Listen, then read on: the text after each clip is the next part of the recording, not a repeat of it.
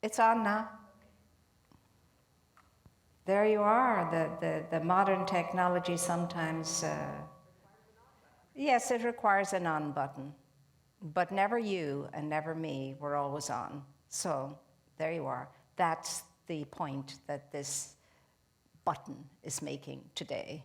So I'm knowing you're on, and that means you're in life, you're awake, you're alert, you're aware, and you're ready for the new and the wonderful. You're ready for your expected and your unexpected good. Every single day you wake up, be ready for your expected and unexpected good, and you'll be amazed. Once you get into that energy and that open receptivity, the things that happen, the things you'll see, and perhaps the places you'll go in your mind and in your heart, and in other ways too. So welcome, as I was saying, and it's always a joy to be together here on Casual Wednesday and have a little top-up for the week remaining, and to look forward all the time. You see, we are a center that looks forward all the time. We stand firmly in the present moment and make of the present moment something wonderful, and then we know that what we're going to lean into in the morrow is going to be wonderful, because we create our tomorrow out of chipping away at the granite of today. And that's how we'll know what's going to go on in my life tomorrow. It's going to be the same as what's going on in my life today, more or less. And so let's make it good and very, very good. So we're going to center ourselves now into that awareness of the more, the big, the bigness of life, the moreness of life, and the essential essence of life, by means of you and by means of me, because we are always more than our humanity would have us believe. The humanity is a very beautiful thing, but it's a very small part of us compared to the essential essence of us. And when we pause to take ourselves out of the world of the exterior, out of the busyness of the embodiment, then we can enter into the world of the absolute and the essential essence and presence of our individual life and all of life. So that's what I'm inviting us to do right here and right now. And as you know, one of the quickest ways by now, if you're listening at all, to get into that open receptivity to being on the inside of life is through the breath. The breath is our eternal energy, our eternal life force breathing in and out of us. And it's that aspect of us that continues on and continues on and continues on. We lay down the body like we would a suit of clothing, and we put on a new suit of clothing, more refined suit of clothing once we're finished with this one. But in the meantime, and always throughout our eternal life, we are going to have the opportunity to enter into the non-physical dimension that we are belonging to as well. And that's what we do in centered prayer, what we call centered prayer. So join with me now in breathing deeply, and we breathe in as much as we can of that breath, and we breathe out as much as we can, so that we're all the time emptying and filling our lungs to capacity. So join me now in knowing that what we are breathing is the breath of life itself, and we're not breathing it at all, it is breathing us. And as we breathe, we're focused on one thing and one thing alone: wholeness, wellness, fullness, completeness, and the amazing grace that creates this possibility unfolding within each and every one of us when we know it. So we're here in this moment now to know it. So know this along with me.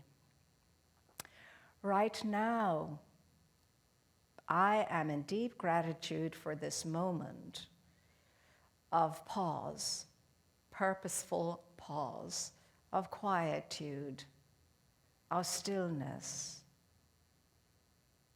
The opportunity to give my mind a rest, my body a rest. And when it's in this resting state, the all of me, then I am more able, more clearly available to the greatest aspect of my being, my essential essence, the self of me, the oversoul of me, the higher power of me, the inner essence of me, whatever I want to see it as, and whatever I want to call it, and whatever I want to experience of it. I'm here in this prayer-filled, peace-filled, love-filled, completeness-filled moment because I want to know, I want to see, and I want to experience clearly the source of my being and my true essence.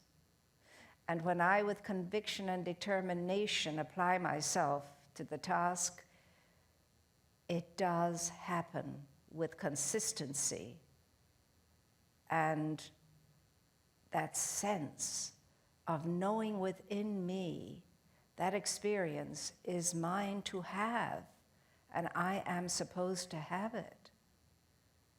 I have the capacity to connect with my essential essence, with the essence of life itself, to enter into that realization of oneness with the source of my being and all being.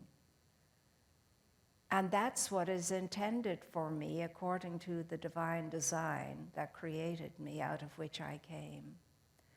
That I should be one as the Christed ones are one with Source.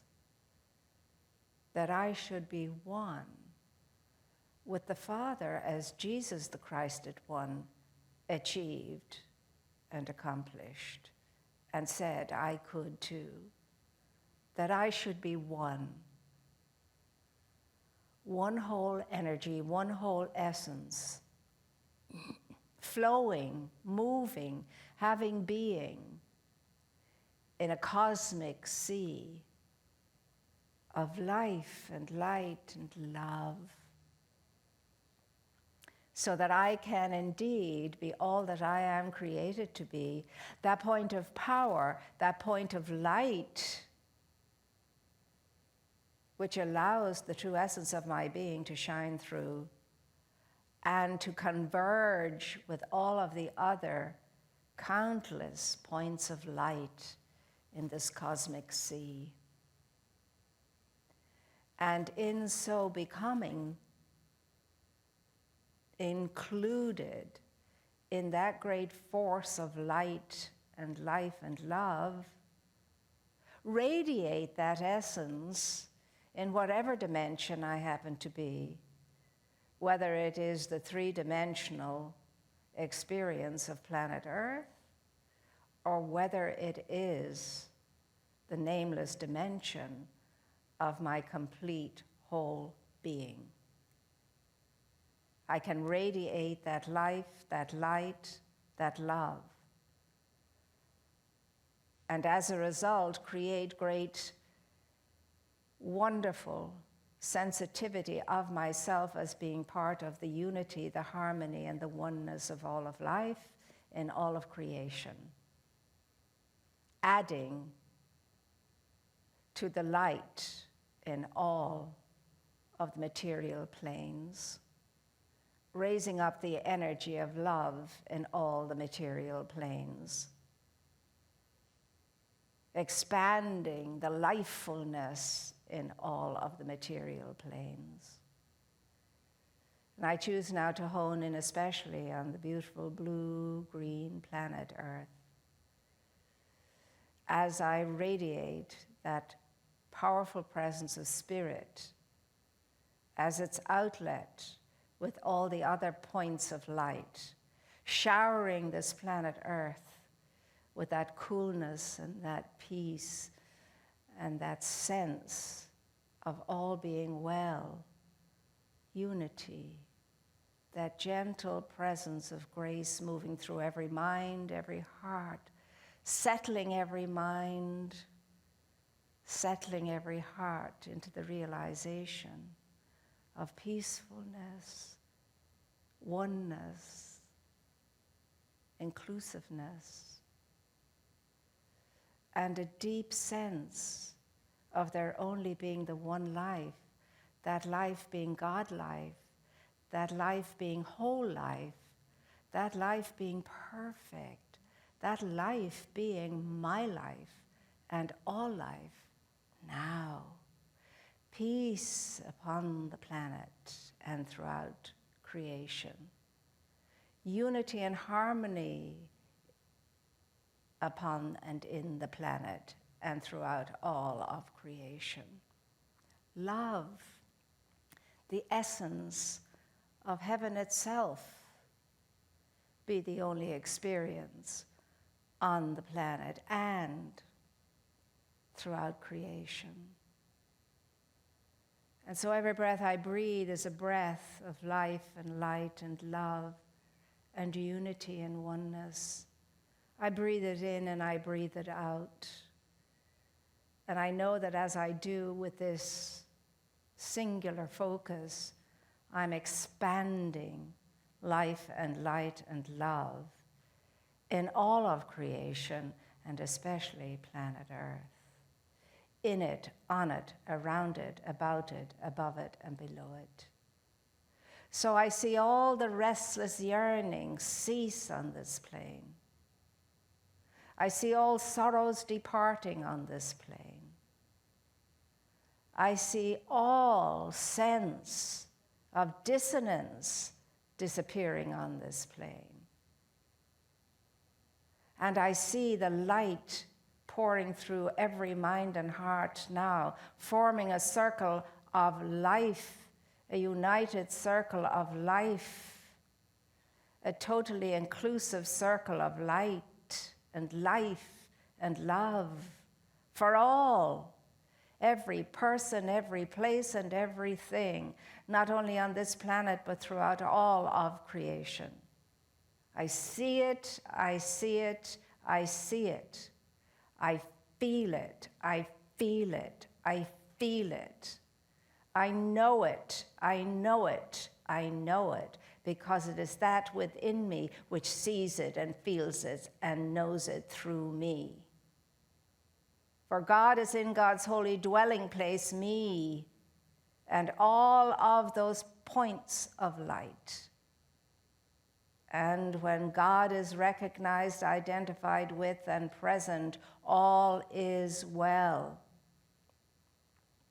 All is well. Life is in a forward movement. And all of life is caught up in that movement of expansion and transformation and realization of the true self. This is what I see, this is what I know, this is what I feel right now. And this is what I declare, and this is what I send forth into the cosmos and beyond, staking the claim for it now to be so, as Spirit has already responded to it. And life is changing as I speak for the better. In me, in every person, place, and thing, and in all of creation. And this is the truth declared with gratitude, with faith in divine providence and its divine design being realized by all of life. And so I say, and so it is, and so indeed it is.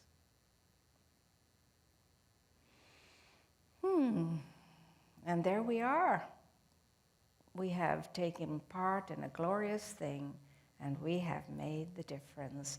Thank you for your presence and your sharing in this moment now. And so, as life moves on, every day, every moment, there's always a possibility of something new and different arising in you and rising in me. And if you and I have an open receptivity to it, to experience it, we absolutely will. So as I was pondering very early this morning, don't you love the early wee hours in the morning? It's so peaceful, it's so quiet.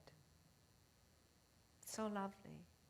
Anyway, I have books, as some of you may know, I have books lined along one side of my bed, so if I wake up at any moment, I just grab one and see what comes up. Well, this one came up, and it's an old book, I have to say. It's an old book by Moira Foxe, and it's called Stake Your Claim. Stake Your Claim. And I opened the page, and the page I opened for us to ponder today the heading was, become a member of the audience. Become a member of the audience.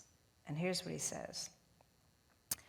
There are no shortcuts to heaven, and the way to the highest consciousness is by taking yourself in hand. No shortcuts, well, we all know that. We've all tried the shortcuts, and we ended up shorted as a result of it sometimes, mostly actually. If you are in earnest, begin to watch yourself. Watch yourself. Get off the stage of your life and get into the audience. Watch yourself and be impartial to your judgments. Do not make excuses for yourself, but do not be too harsh on yourself either. It does not matter where you are today, where you stand today. The fact that the I of you is watching the me of you means that you have taken one of the greatest steps forward.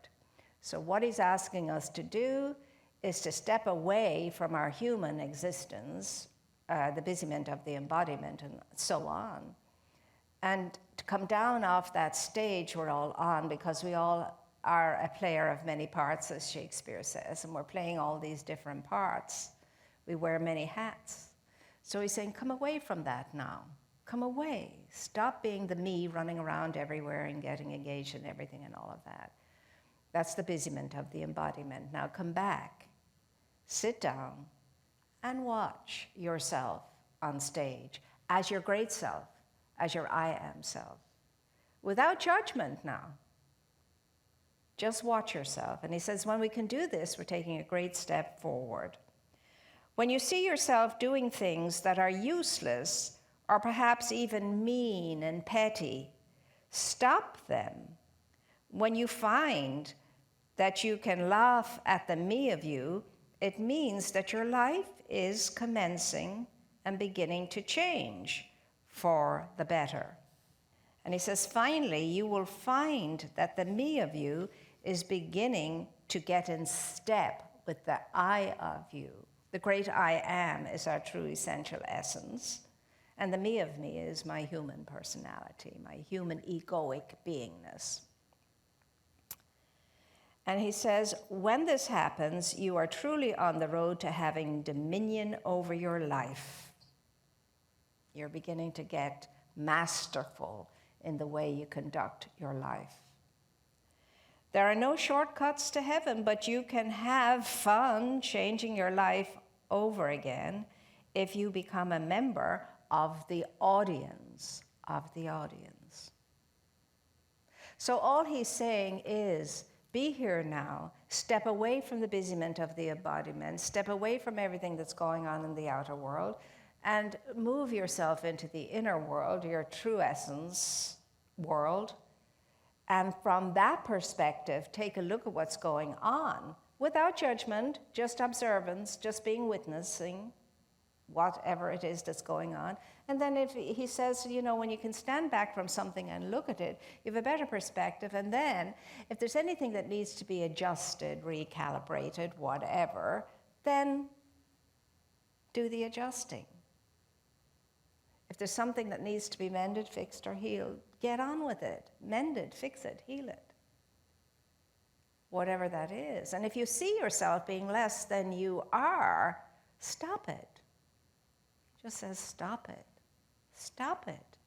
You're more than that. You're not here to be mean. I'm not here to be mean. We're not here to be anything but our real selves. And so when you do step back and have a look, well, of course you see what needs mending, fixing, and healing, and so on. It's like, the house, you have to step back and take a good look. Oh, yeah, there's a crack there, there's a this, that, and the other. I'll have to take care of that. And if we don't take care of them, well, you know what happens. Well, you and I need to be taken care of too. But the only one who can do that is you and me. We have to take care of ourselves. Nobody else can do it. No matter how much they try to do it for us, they cannot. It's mine to do, it's yours to do. And that's what we have to do. And then he goes on in another piece and he says, persistence brings results. Prayer is the one thing that can make a change in your life. It matters not what your religion may be or whether indeed you have one. If you will just go direct to the infinite within you, in simple affirmative prayer, you can heal your body, bring peace and harmony into your life, enlarge your social context, and make prosperity a reality. He says, if there is a rule we should make in regard to prayer, it is that we must persist in all things, the scripture says. Pray. In all things, give thanks in all things, pray. Pray without ceasing. Pray without ceasing. Now, pray without ceasing means as much as you can recollect yourself sufficiently to remember you're not alone, you're not yourself, but there's a greatness and a moreness and an essence to you that is accompanying you and that will respond to you if you so desire to invite it to. That power, that energy, that infinite intelligence has to be invited. It will not force itself upon any one of us. It does not go where it is not invited.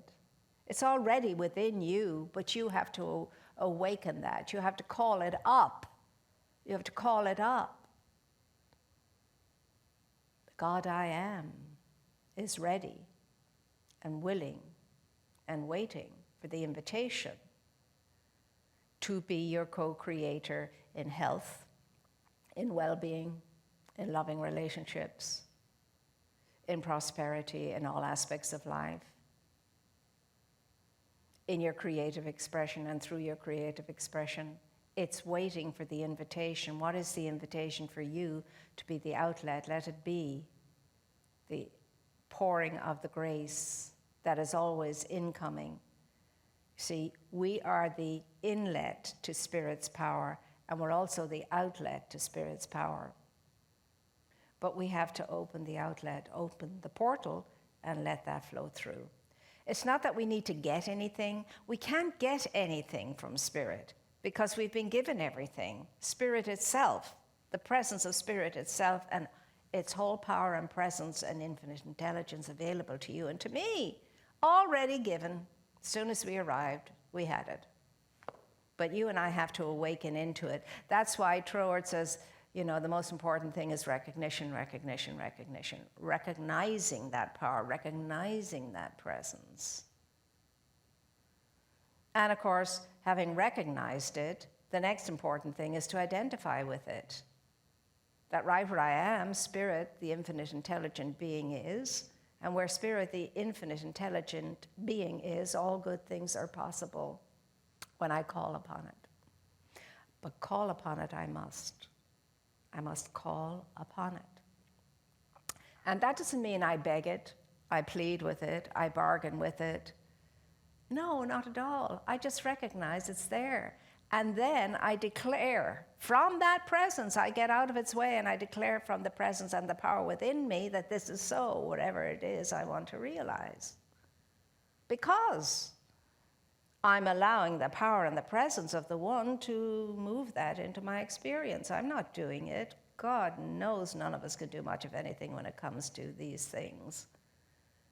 All we have to do is allow the power and the presence within us to do the work, as Jesus kept reminding us. It is the Father within me that doeth the work. So it is the power and the presence of the infinite that absolutely infuses me, fills me, every part of me, when I come into cooperation with it, allow it to do the work. That means I stake my claim.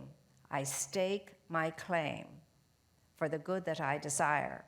And then I get out of the way and allow the great Holy Spirit, the law of life itself, to move upon what I have staked for my claim. And I allow it to make the way straight before me for that to happen. And there is actually a piece here, stake your claim. And he says, in metaphysics, we often speak of claiming our good, and it is one of the surest ways of bringing the good we desire into our lives. Unlike the prospectors of old, however, when we stake our claim with the Almighty, with God, we need have no anxiety about the results, and that's the key. That's the key. Once you stake your claim, once you are clear about the good that you wish to experience, and it must be good, because spirit can't go against its nature, and its nature is only that of goodness. It can do no harm. So once you stake your claim for the good, you're sure of it, you see it, you clearly see it, you see it so much, so deeply, so often that you begin to feel it, you feel it, you feel it. And then you're convicted to the core, absolutely convicted. This is happening. This is going to show up in my life in the ripeness of time. And I darn well know it. I know it because that is the divine design for me, to be able to demonstrate my good. As Emma Curtis Hopkins says, my good is always there for me, and I am supposed to have it. But you have to claim it. Stake your claim. You have to know. And not only do you have to know what your good is, you have to know what that good is going to bring to you in the way, how you're going to use it. What are you going to do with it? What do you want it for?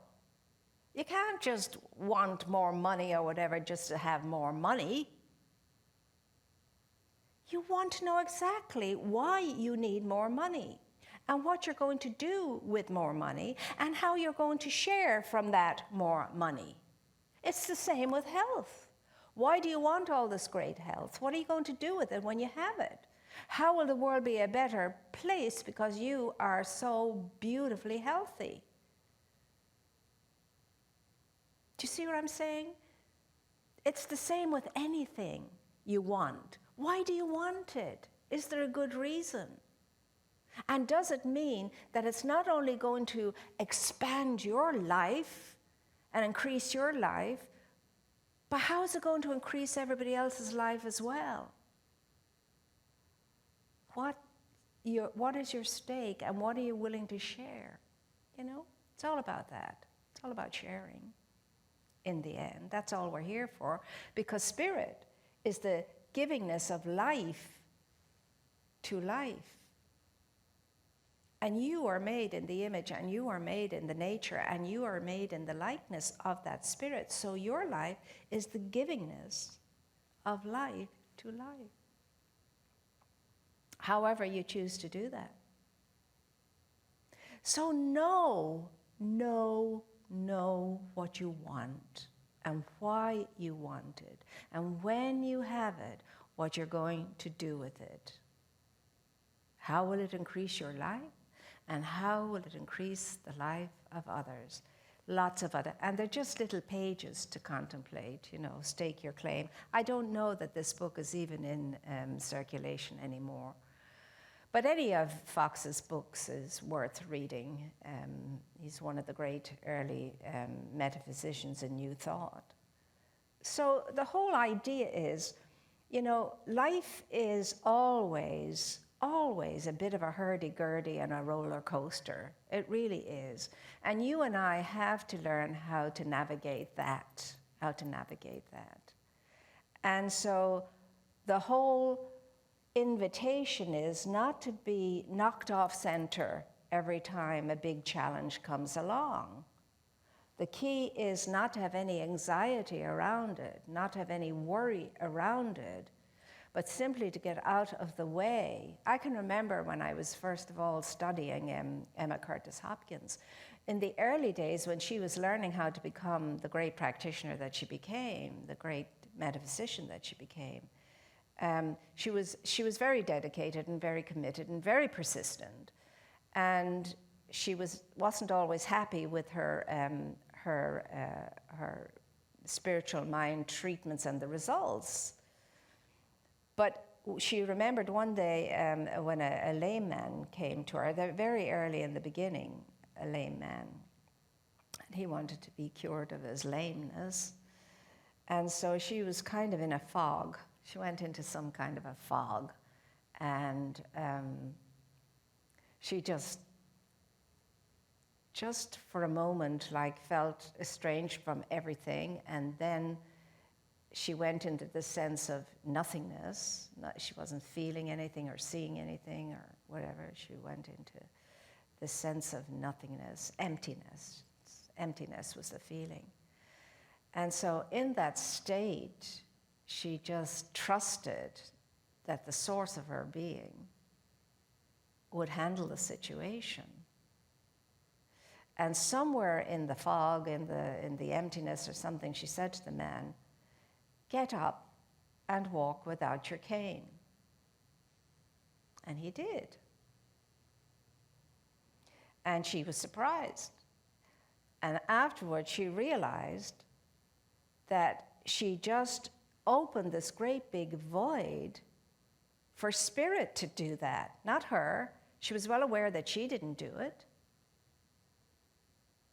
It was she emptying herself to the point where spirit could flow through her, be the vehicle, she was the vehicle, and take care of the man. And what he did was he got up and he was able to limp along to the door without the cane.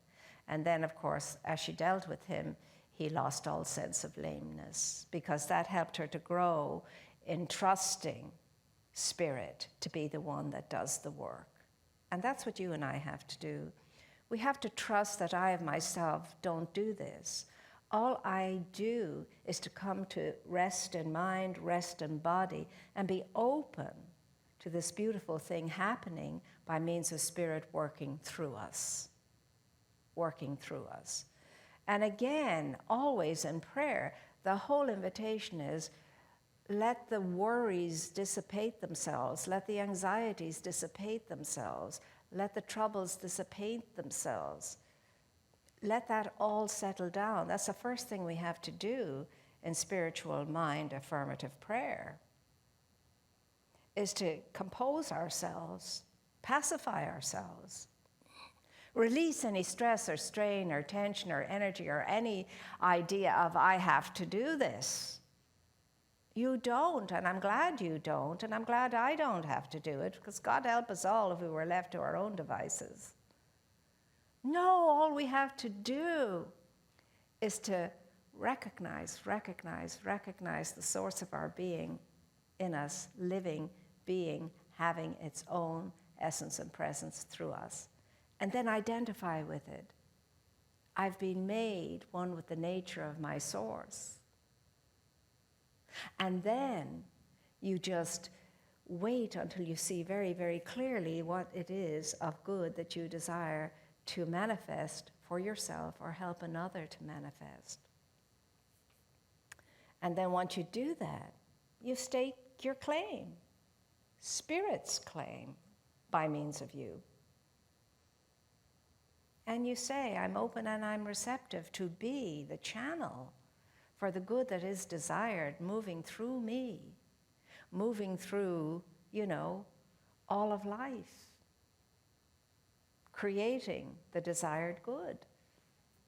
And then, of course, once that happens, you're in such a good frame of reference, you feel very grateful. And when you feel very grateful, you go into praise. You praise your source, you praise life, you praise all the good there is.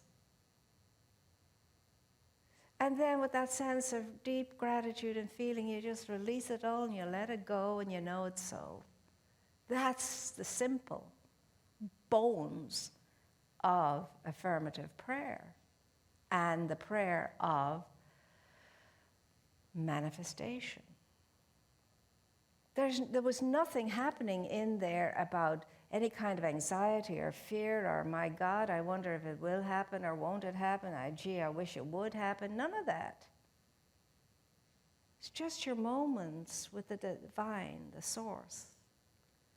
Trusting your source, knowing your source, feeling something wonderful is happening because you're present in your source, to your source, and your source is very much responding to you.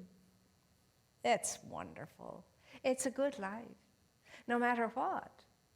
So I want to say to us all right now, as we move ahead through the various and sundry challenges that we have on our hands right now, globally and locally and personally, I just want us to get that sense of the divine presence accompanying us and available to us to take care of whatever we think needs to be taken care of.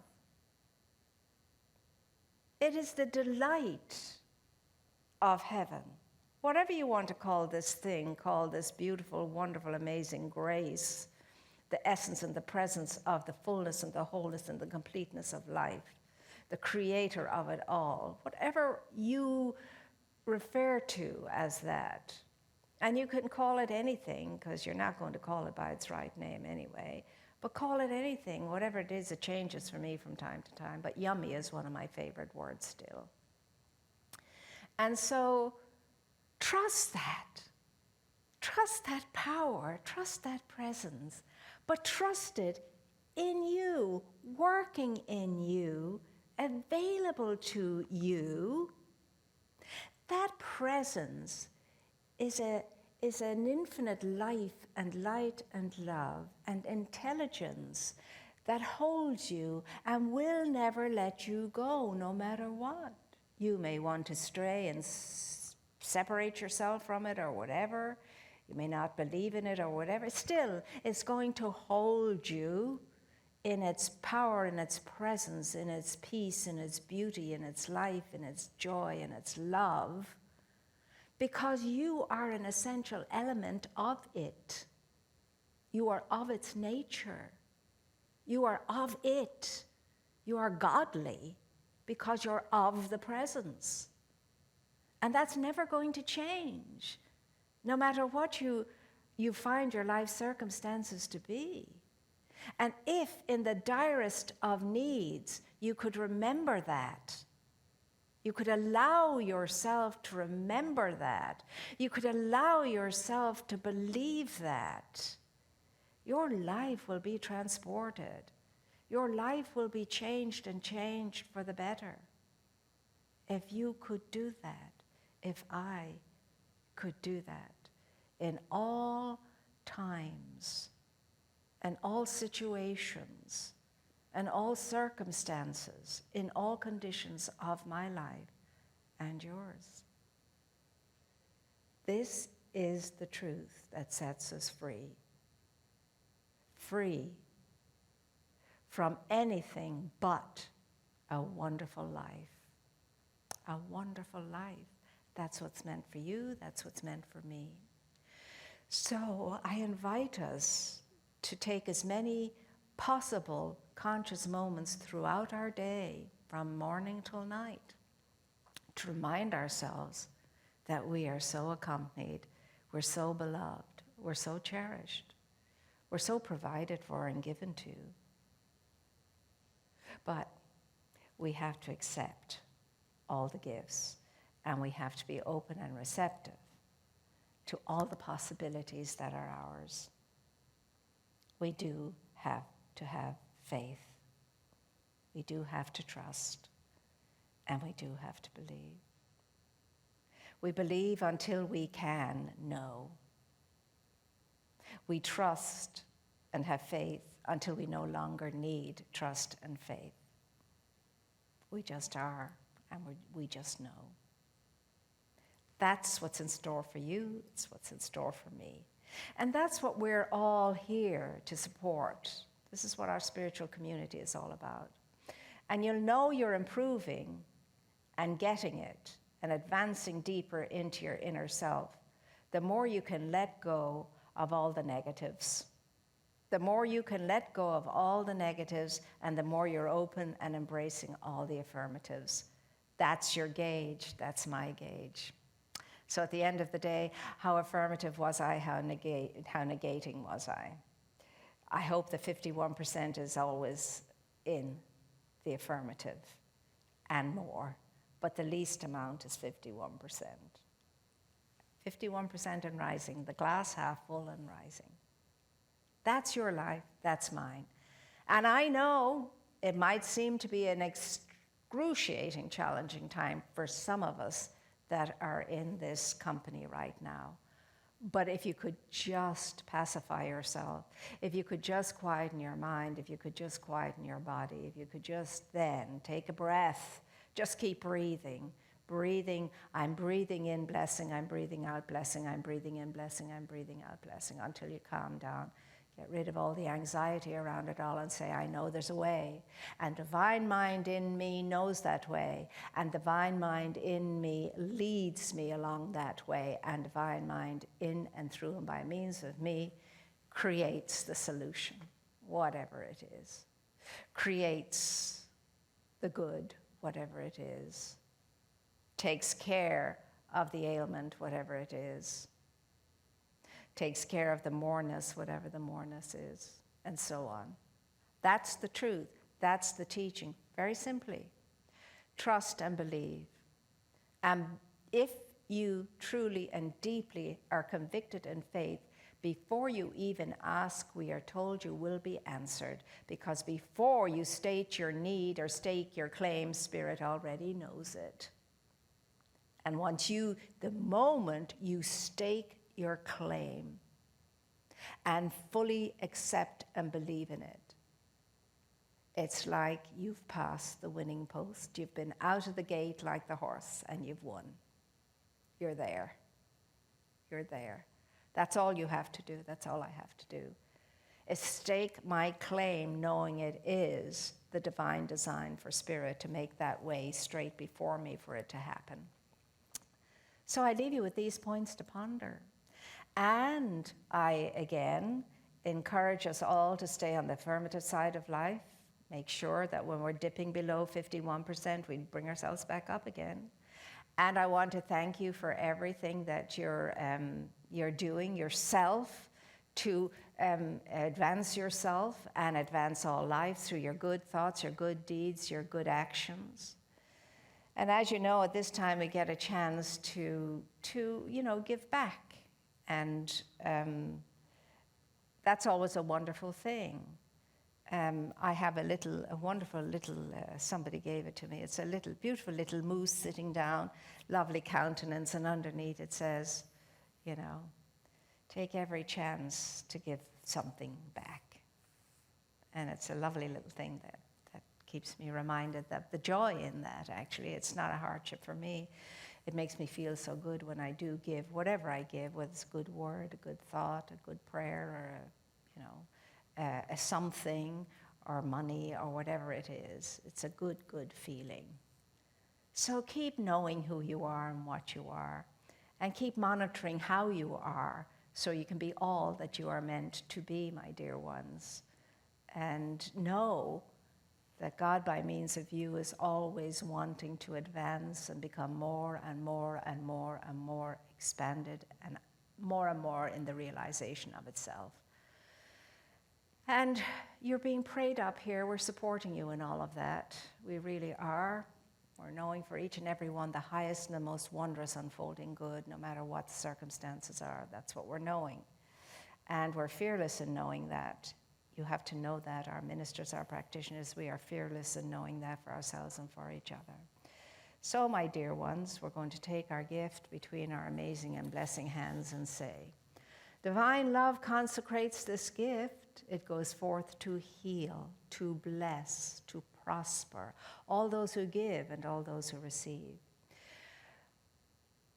I rejoice in the celebration of sharing my good, and I release this gift with love. And so it is. So until we meet again, my dear ones, please do stay tuned in. Every way you can get yourself more centered in the spiritual life of yourself is a very good thing. And so we have all these things going on. Please do join us, and as much as you can, and share the good news with other people if you benefit from being together like this in virtual community. Please do that, because we're all, in need of all the sustenance we can get at this time. And so if you're here for the first time, we're delighted, we're honored you joined us, and if you have benefited in any way, please share the good news and spread it around, and maybe somebody else might be helped too by your sharing. And so for now, just know life is good and very good and always getting better in every way. Every day in every way, my life is getting better and better. I think it was Napoleon Hill, it could be somebody else, I'm not sure. But it's a beautiful expression to remind ourselves of, that that's what life is about, the opportunity to be more than we were a moment ago or yesterday or last year. So until we meet again, know that we are deeply in gratitude to you for all of your support and making sure that our legacy of this community will be here for generations to come. And also for all of your goodness and your kindness and your compassion in creating a world that works for everyone, honoring presence, nurturing spirit, and enriching the life of all we serve. And the understanding that we're all one, and consequently all of life is included in that. And all of life belongs to the circle of my life, and your life, and all life. And until we meet again, I will leave you with the children's bye-bye greeting. Take care of yourselves. We love you.